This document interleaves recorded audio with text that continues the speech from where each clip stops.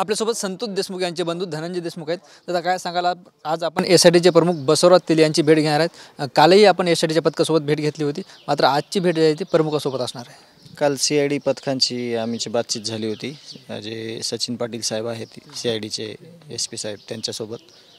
आज तेली साहेबांसोबत चर्चा होईल अशी की आम्ही त्यांच्याकडून सगळी आत्तापर्यंतची काही माहिती झालेली आहे, जे काही तपास झालेला आहे त्याची विचारणा करणार आहोत आणि त्याचं स्पष्टीकरण आम्हाला त्यांनी देण्याची आमची अपेक्षा आहे। आज दोन महत्त्वाच्या गोष्टी होणार आहेत। एक जे आहे ते तुम्ही एसआयटीचे प्रमुख तेली यांची भेट घेणार आहेत, तर दुसरीकडे खंडणी प्रकरणातील आरोपी वाल्मिक कराड यांना जे आहे ते न्यायालयात हजर केलं जाणार आहे। आता काय अपेक्षा आहे न्यायालयाकडून?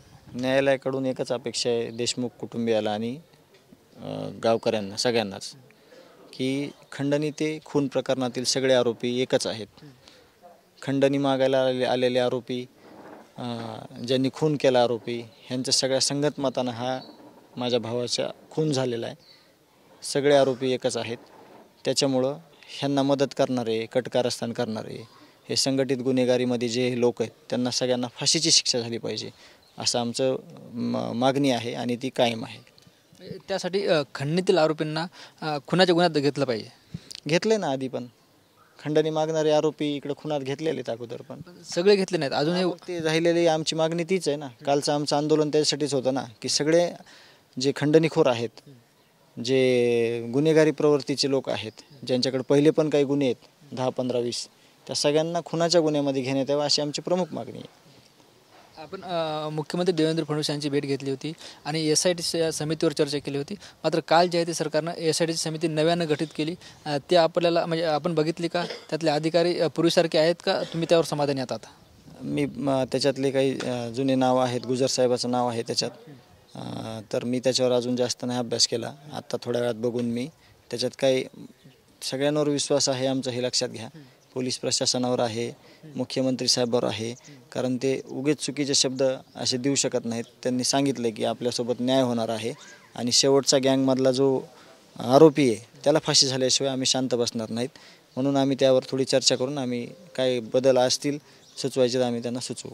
पण मुख्यमंत्र्यांकडे तुम्ही 2 नाव दिले होते, त्या नाव त्यात आहेत का? स्थानिक लोकांना कोणालाच त्याच्यामध्ये त्या एसआयटीमध्ये घेतलेलं नाही, म्हणजे कुठलाच अधिकारी स्थानिक नाही आहे तिथला। त्याच्यामुळे जे नाव दिलेत ते कदाचित त्या गोष्टीमुळेच त्यांनी घेतले नसतील। त्यावर चर्चा करून आपण त्याच्यानंतरची कारवाई।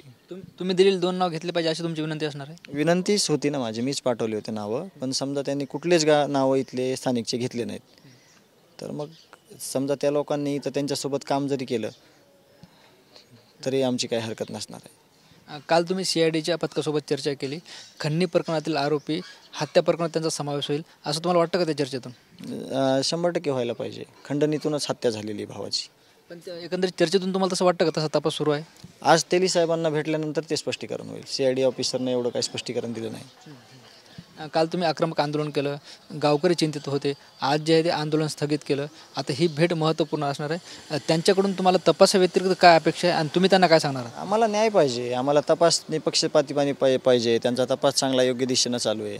33 दिवसामध्ये आम्ही कधीही कुठल्या गोष्टीवर शंका घेतली नाही, कोणावर अविश्वास दाखवला नाही, पण अपेक्षित हे आहे की आमच्या भावाला न्याय भेटला पाहिजे आणि हत्येतील सगळे जे कटकारस्थान करणारे जे आरोपी आहेत त्यांना फाशी झाली पाहिजे ही आमची मागणी आहे। माहिती अशी आहे की उपमुख्यमंत्री एकनाथ शिंदे तुमच्यासोबत संपर्क करणार होते मोबाईलद्वारे, तो झाला आहे का? नाही, नेटवर्क इश्यू असल्यामुळं त्यांचं माझं बोलणं नाही झालं। प्रतिनिधी आले होते साहेबांचे, पण बोलणं नाही झालं। नाही माहिती काय, ते आले तर होऊ शकतं। निश्चितच आपण जर बघितलं तर हे होते संतोष देशमुख यांचे बंधू धनंजय देशमुख, ज्यांनी आपले संवाद साधला आहे। खंडणी आणि हत्या प्रकरणातील आरोपी एकच आहेत, खंडणीतील आरोपींनाही हत्याच्या आरोपात समावेश करून घ्यावा अशी मागणी त्यांनी केली आहे। कॅमेरा पर्सन विनोदसह ज्ञानेश्वर लोंढे, TV9 मराठी, मस्साजोग, बीड।